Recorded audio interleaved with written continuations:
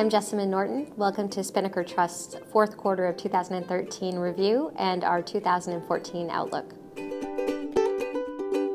The S&P 500 had its best year performance-wise since 1995. It rose more than 32% for the full year. Small and mid-cap stocks did even better than large-cap stocks in the S&P.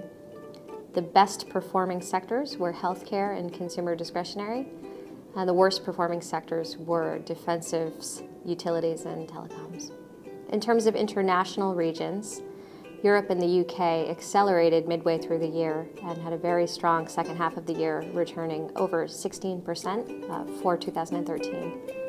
On the other hand, Japan started off the year with a bang and traded at a very tight range over the second half of the year as investors awaited news on quantitative easing and other tax practices. Base metals fell 13% for the year, and gold fell 28%, which was a very large amount and certainly the largest fall we've seen in 10 or 15 years. The Barclays Ag Index, which is a broad index of bonds, fell 2% in 2013.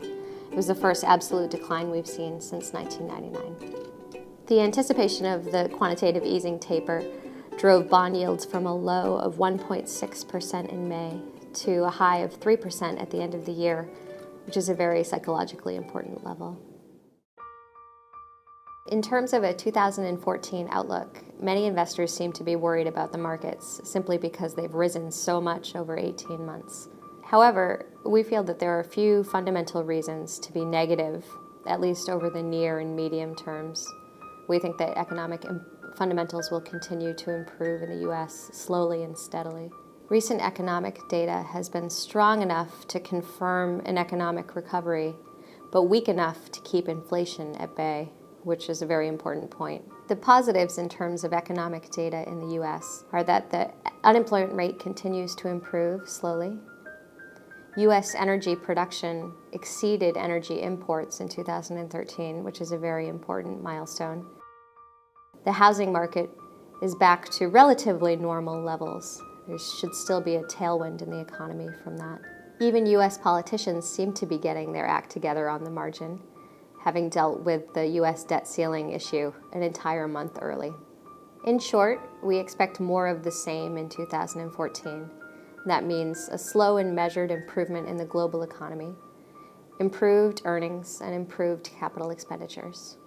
So with all of our economic optimism, we're often asked, but the S&P is up on an annualized basis by 17% a year over the last 5 years. Surely that's too much and unsustainable.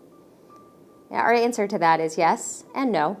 All major developed global markets look fairly valued by our estimations on a price-to-earnings basis. Our work internally suggests that the market multiple in the United States expanded by 18% over the last 18 months, which is tremendous, but we're still back to an average level if you look back over 25 years in terms of both price-to-book value ratios and price-to-earnings ratios.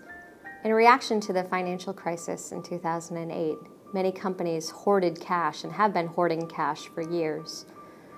We expect that there'll be a psychological change in mindset and that dividend payout ratios will rise and that companies will finally begin spending on growth again, which is something that we call corporate CapEx.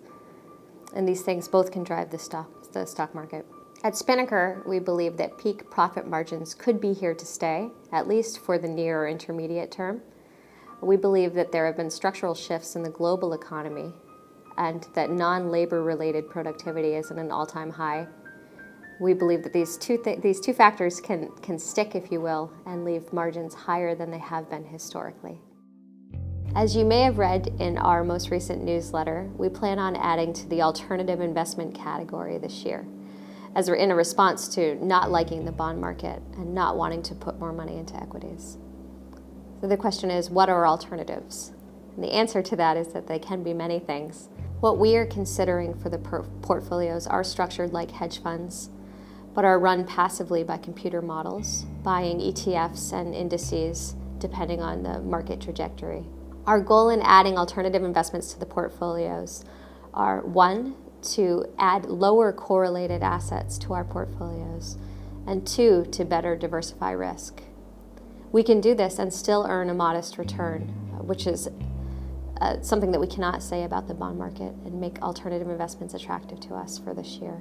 Within the equity part of the portfolio, certain themes carry over from 2013 to 2014. We continue to believe that we're in the midst of a multi-year revolution in the healthcare space and have an overweight to healthcare in general.